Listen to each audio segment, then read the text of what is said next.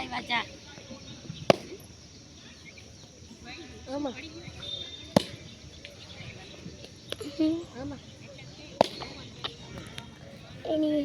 આ લાઈન પૂરી થઈ ને હજી તો ઘણી વાર આ લાઈન પૂરી થાય ને એની બાજુ અચ્છા હા એની સામે જે મકાન આવે ને સમજી માઇન્ડ એલર્ટ કરજે ને સામે બે સામે ઘર હોય આ ઈ લોકો ગેલી છે અમારા સામે હે ને જ્યાં મકાન